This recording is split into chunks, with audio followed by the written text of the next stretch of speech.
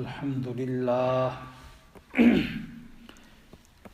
للہ رب العالمین والصلاة والسلام علی من لا نبی بعدہ اما بعد فاعوذ باللہ من الشیطان الرجیم بسم اللہ الرحمن الرحیم لو انزلنا هذا القرآن على جبل لرأيته خاشعا متصدعا من خشية الله وتلك الأمثال نضربها للناس لعلهم يتفكرون هو الله الذي لا إله إلا هو عالم الغيب والشهادة هو الرحمن الرحيم هو الله الذي لا إله إلا هو الملك القدوس السلام المؤمن المهيمن العزيز الجبار المتكبر سبحان الله عما يشركون هو الله الخالق البارئ المصور له الأسماء الحسنى يسبح له ما في السماوات والأرض وهو العزيز الحكيم صدق الله العظيم۔ میرے نہایت قابل قدر مسلمان بھائیوں، بزرگوں، آپ حضرات کے سامنے سورہ الحشر کی آخری آیات تلاوت کی ہیں۔ رب العالمین سے دعا ہے کہ اللہ ان آیات کا صحیح مطلب سمجھانے کی توفیق عطا فرمائے، اور رب العالمین ہم سب مسلمانوں کو صحیح معنوں میں دین اسلام کی سمجھ اور اس کے اوپر عمل کی توفیق عطا فرما دیں۔ اس سے پہلی والی آیتیں جو کل کے درس میں آپ حضرات کے سامنے گزریں، اس میں منافقین کی یہ مثال بیان کی گئی تھی کہ منافق جو ہیں ان کی مثال شیطان کی طرح ہے، کہ شیطان جس طرح انسانیت کو کفر پر، گناہ پر ابھارتا ہے تو عین موقع پر وہ دم دبا کر بھاگ جاتا ہے، پھر کہتا ہے مجھے تو اللہ سے ڈر لگتا ہے۔ تو یہ بھی اب یہودیوں سے جس طرح منافق کہہ رہے ہیں کہ ہم آپ کی مدد کریں گے، یہ سارا اسی طریقے کا ایک جھوٹ ہے۔ حقیقت جب دیکھتے ہیں منافق مسلمان آتے ہیں تو یہ سارے کے سارے دم دبا کے بھاگ جاتے ہیں۔ پھر آگے رب العالمین نے انجام بیان کیا شیطان اور شیطان کی فوج کا، کہ شیطان اور جو اس کو ماننے والے کافر ہوتے ہیں سب کو رب العالمین جہنم کی آگ میں داخل فرمائیں گے۔ آگے فرمایا یا ایھا الذین آمنوا اتقوا اللہ، یہاں سے ایمان والوں کو نصیحت کی جا رہی ہے کہ اللہ رب العالمین سے ڈرو۔ وَلْتَنْظُرْ نَفْسٌ مَّا قَدَّمَتْ لِغَدٍ، اور دیکھ لو کہ ہر انسان دنیا میں جو کچھ کرتا ہے تو کل اس کے سامنے سارا کچھ سامنے آ جائے گا۔ تو اس لیے واتقوا اللہ، اللہ تعالیٰ سے انسان کو ڈر کر زندگی گزارنی چاہیے، کیونکہ اللہ رب العالمین خبیر ہے، ہر چیز کی خبر رکھتا ہے جو انسان کرتا ہے۔ تو ظاہر ہے جب وہ خبر رکھتا ہے تو خبر رکھنے کا مقصد یہ ہوتا ہے کہ جو اچھا کام کرتا ہے تو اس کو اس کی اچھائی پر اس کی نیکی ملے گی، اور جو برائی کرتا ہے تو برائی کی اس کو سزا ملنی ہے۔ فرمایا پھر آگے رب العالمین نے کہ جو لوگ اللہ کو بھول جاتے ہیں وہ لوگ، اور جو اللہ کو ہمیشہ یاد رکھتے ہیں، اللہ کو یاد رکھتے ہیں، یہ آپس میں برابر نہیں ہو سکتے۔ تو اس لیے اللہ رب العالمین نے ایمان والوں کو کہا کہ ان لوگوں کی طرح مت رہو کہ جو اللہ کو بھول جاتے ہیں، بلکہ ان لوگوں کی طرح رہو جو ہمیشہ اللہ کو یاد رکھتے ہیں۔ پھر آگے رب العالمین نے کہا کہ جنت والے اور جہنم والے، ظاہر ہے ہر ایک کا اپنا اپنا مقام ہے، اس میں دونوں آپس میں برابر نہیں ہو سکتے، کیونکہ اصحاب الجنہ ہم الفائزون، بڑی کامیابیوں والے لوگ ہیں، جنت والے بڑی کامیابیوں والے۔ آج کی آیتیں میں نے جو آپ کے سامنے تلاوت کی ہیں، ان آیات میں اللہ رب العالمین نے قرآن کریم کی عظمت کو بیان کیا ہے اور قرآن کریم کے مقام کو بیان کیا اور کہا کہ قرآن کریم کے اندر فکر کرنی چاہیے، غور کرنا چاہیے، تدبر کرنا چاہیے، اس لیے کہ بڑی عظمت والی کتاب ہے۔ اگر اللہ رب العالمین پہاڑ مضبوط سے ہمارے نظروں میں، اور پہاڑوں کو اگر عقل دے کر رب العالمین اس کے اوپر اس قرآن کریم کو اتار دیتا تو قرآن پہاڑ جو ہیں وہ اس کا بوجھ برداشت نہ کرتے، وہ ریزہ ہو کے پھٹ جاتے ہیں۔ لیکن اللہ رب العالمین نے اس قرآن کریم کو اس انسان کے اوپر اتارا ہے، بڑی عظمت والی کتاب ہے۔ تو رب العالمین نے فرمایا کہ اتنی عظمت والی کتاب یہ جب ان منافقین کے کانوں کے اندر سے ٹکراتی ہے تو اس کے بعد بھی ان کے اندر کوئی خوف اور ڈر پیدا نہیں ہو رہا، سنتے ہیں رسول اللہ صلی اللہ علیہ وسلم کی زبان اقدس سے قرآن کریم کو، آپ کے پیچھے کھڑے ہو کے نماز بھی پڑھتے ہیں، لیکن پھر بھی ان کے اوپر کوئی اثر نہیں ہو رہا ہے۔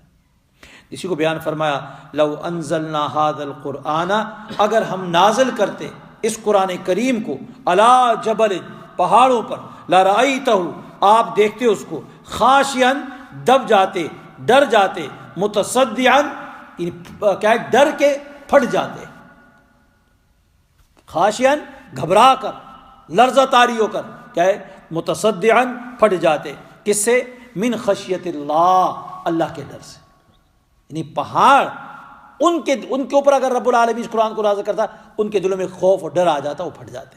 لیکن یہ منافق عجیب منافق ہے۔ تو فرمایا وَتِلْكَ الْأَمْثَالُ نَضْرِبُهَا لِلنَّاسِ لَعَلَّهُمْ يَتَفَكَّرُونَ، یہ مثالیں ہیں، نَضْرِبُهَا لِلنَّاسِ، ہم ان کو بیان کرتے ہیں، کس کے لیے؟ للناس، لوگوں کے لیے۔ مثال بیان کس لیے کی جاتی ہے؟ لوگوں کے سمجھانے کے لیے۔ تو رب العالمین فرماتے ہیں یہ مثال ہم نے بیان کی ہے، یہ مثال ہے قرآن کریم کی عظمت کی، کتنی عظمت والا کتاب ہے، کتنی فکر انگیز کتاب ہے۔ اس کے قریب آنا چاہیے، اس کو سمجھنا چاہیے، اور اس کو سمجھ کر اللہ کا خوف اور ڈر اپنے دلوں کے اندر کیسے جانا چاہیے۔ تو فرمایا لعلہم یتفکرون، اب یہ مثالیں کیوں بیان کی جاتی ہیں؟ فرمایا لعلہم یتفکرون، تاکہ یہ غور کریں قرآن کریم کے اندر، سوچیں، تھوڑی سی مثال کو اوپر تو انسان غور کرتا ہے تو اس کو پورا مسئلہ سمجھ آ جاتا ہے۔ مسئلے کے تفہیم کے لیے، اس کے سمجھانے کے لیے کیا ہوتا ہے؟ مثال دی جاتی ہے۔ تو یہ مثالوں کو سمجھ جائیں تو ساری بات سمجھ آ جائے گی۔ آگے فرمایا واللہ الذی لا الہ الا ہو، اب یہاں سے کیا ہے؟ توحید کا دعویٰ جو ہے، دعوی توحید جو ہے اس کا ذکر ہو رہا ہے، اور دعوے کے اوپر پھر ساتھ ہی دلیل ہے۔ دعویٰ کیا ہے؟ واللہ الذی، کہ وہ اللہ کی ذات، وہ اللہ کی ذات، لا الہ الا ہو، اس کے سوا کوئی بھی عبادت کے لائق نہیں، کوئی کارساز نہیں، کوئی عالم الغیب نہیں، کوئی مختار نہیں۔ لا الہ الا اللہ، کسی کا کوئی آرڈر نہیں چلتا، کسی کی کوئی حکمرانی نہیں ہے، بادشاہت نہیں ہے، کسی کی کیا ہے قبضے میں کوئی چیز بھی نہیں ہے۔ تو جب کسی کے کوئی قبضے میں کوئی چیز نہیں ہے تو عبادت کے لائق بھی وہی اللہ کی۔ تو لا الہ الا ہو، کہ اللہ کے سوا کوئی بندگی کے لائق نہیں، اللہ کے سوا کوئی عبادت کے لائق نہیں۔ تو فرمایا یہ دعویٰ، اب اس کے اوپر دلیل بیان کی۔ فرمایا عالم الغیب، اللہ کے سوا معبود کیوں اور کوئی نہیں ہے؟ اس لیے کہ عالم الغیب، غیب کی جتنی بھی خبریں ہیں، ساری غیب کی باتوں کو جاننے والا کون ہے؟ اللہ۔ غیب، فرشتے غیب ہیں، کسی نے دیکھا ہے فرشتوں؟ کتنے فرشتے ہیں؟ کسی کو کوئی پتہ نہیں، ان سب کی تعداد جاننے والا کون ہے؟ اللہ کی ذات۔ غیب، جنت جہنم چھپی ہوئی چیزیں ہیں، غیب ہے۔ اس غیب کے بارے میں جو کچھ وہاں پر تیار ہے جنت کے اندر اور جہنم کے اندر، اس سب کو جاننے والا بھی کون ہے؟ اللہ۔ ہر غیب کی بات کو جاننے والا، انسان نے کب مرنا ہے، کہاں اس نے مرنا ہے، کون سی بیماری اس کو لگنی ہے، کیا رزق اس نے کھانا ہے، کیا روٹی اس نے کھانی ہے، کیا نہیں کھانی، آج کہاں کھانی ہے، کل کہاں کھانی ہے، انسان کو کوئی پتہ نہیں۔ یہ ساری غیب کی باتیں، سب جاننے والا کون ہے؟ اللہ کی ذات۔ انسان تو کہتا ہے مجھے پتہ ہے، ڈائری میں لکھ دیتے ہیں کہ میں یہ کام کروں گا، لیکن اچانک موت کا فرشتہ آ جاتا ہے، ڈائری وہیں کی وہیں دھری رہ جاتی ہے، یا کوئی اور حادثہ پیش آ جاتا ہے، سارے معاملات وہیں رہ جاتے ہیں۔ اس لیے عالم الغیب کون ہے؟ اللہ کی ذات۔ تو جب غیب کی باتیں جاننے والا اللہ ہے، اور فرمایا والشہادتی، یعنی عالم الغیب والشہادہ، چھپی ہوئی اور ظاہر باتیں سب کو جاننے والا۔ انسان کے سر کے اوپر جو بال ہیں، کتنے بال ہیں؟ کسی کو آج تک گنا ہے کسی نے؟ انسان کی کیا اس کو کوئی نہیں جانتا کتنے، اللہ رب العالمین کو بھی جانتا ہے۔ زمین کے اوپر کتنے پرندے ہیں، ان پرندوں کی تعداد کتنی ہے؟ کوئی جانتا ہے؟ کسی کو نہیں، اللہ کو معلوم ہے۔ ہر یعنی ظاہری چیز کی اور چھپی ہوئی چیز، ساری باتوں کے جاننے والا کون ہے؟ اللہ۔ تو جب اللہ کی ذات ہے تو فرمایا هو الرحمن الرحیم، آگے فرمایا دوسری دلیل وہ الرحمن الرحیم، وہ بڑا مہربان ہے، بڑا مہربان ہے، الرحیم رحم کرنے والا ہے۔ اللہ مہربان بھی ہے اور رحیم رحم کرنے والا ہے۔ تو جب یہ ساری صفتیں اللہ کے اندر ہیں تو پھر عبادت کے لائق اس کے سوا اور کوئی ہو نہیں، پھر عبادت اسی کی کرنی چاہیے۔ آگے فرمایا واللہ الذی لا الہ الا ہو۔ اب پھر کیا ہے؟ پھر دوبارہ دعوی توحید کا دوبارہ ذکر ہو رہا ہے، اس کا اعادہ ہے۔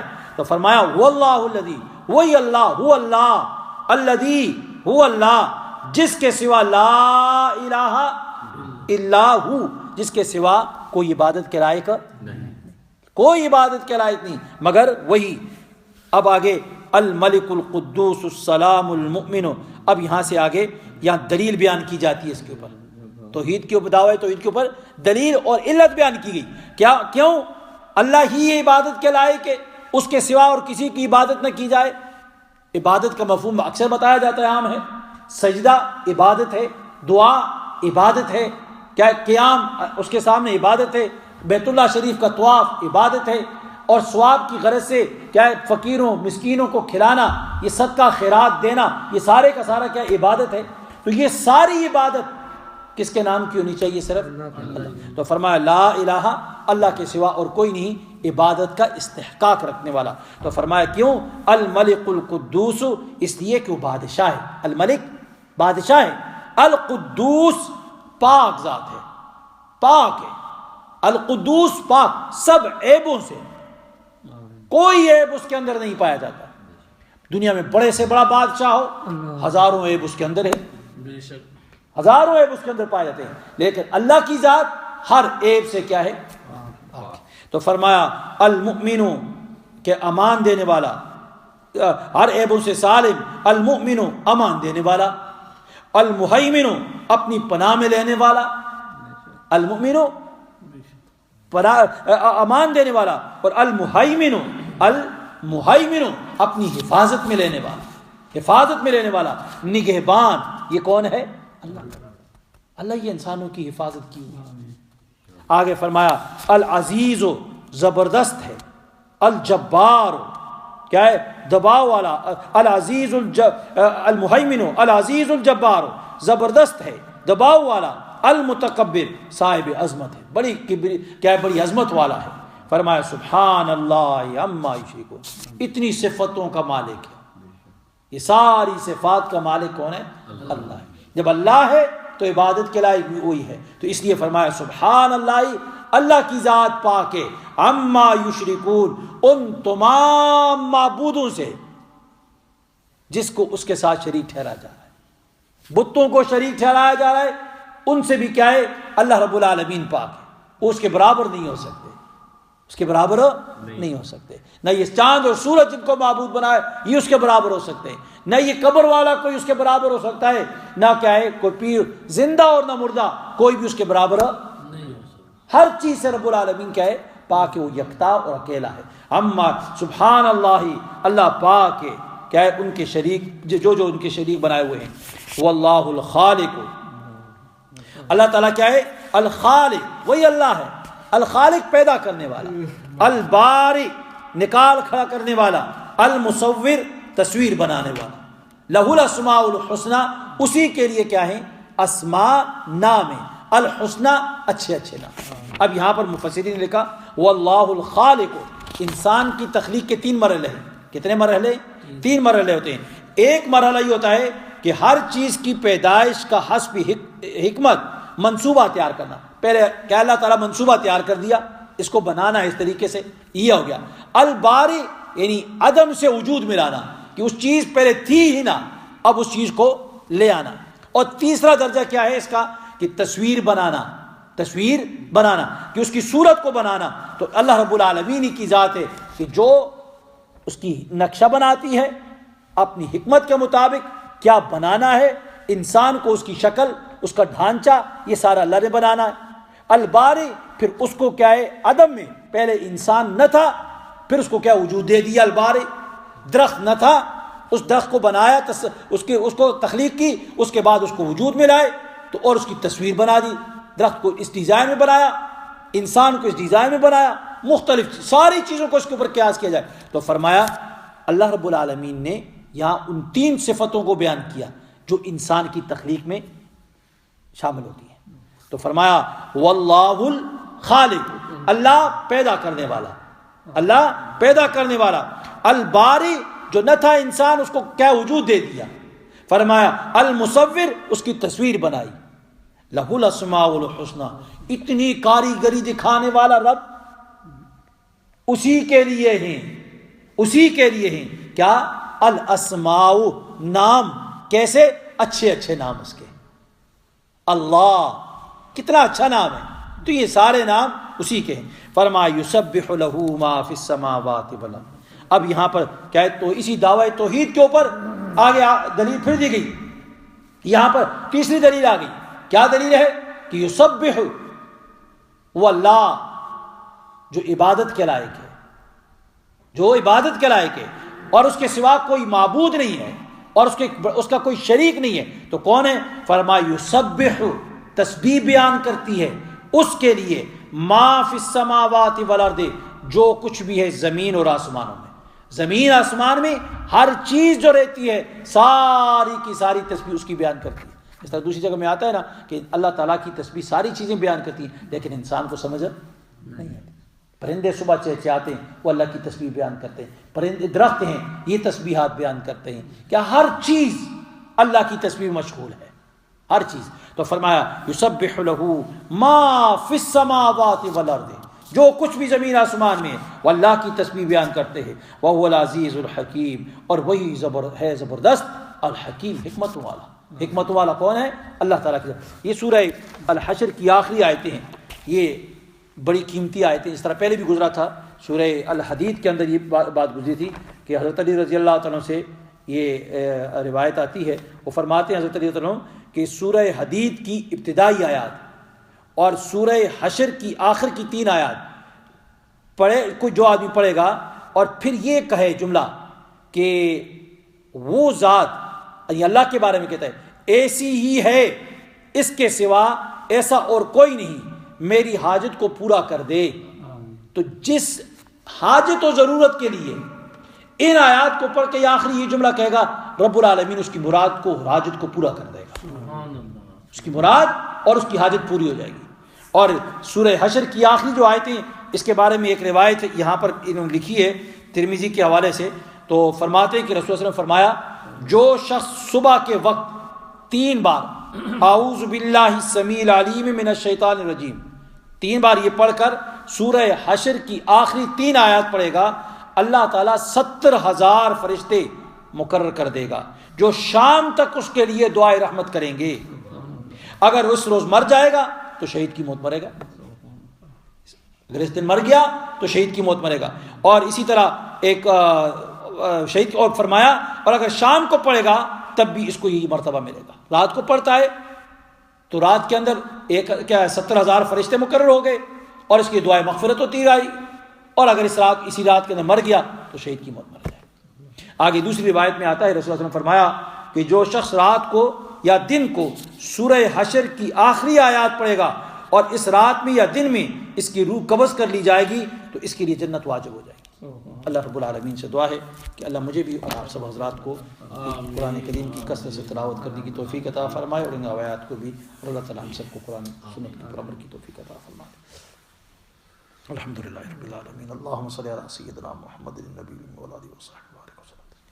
اللہم انا علی ذکرک و شکرک و حسن عبادتک. ربنا آمنا فاغفر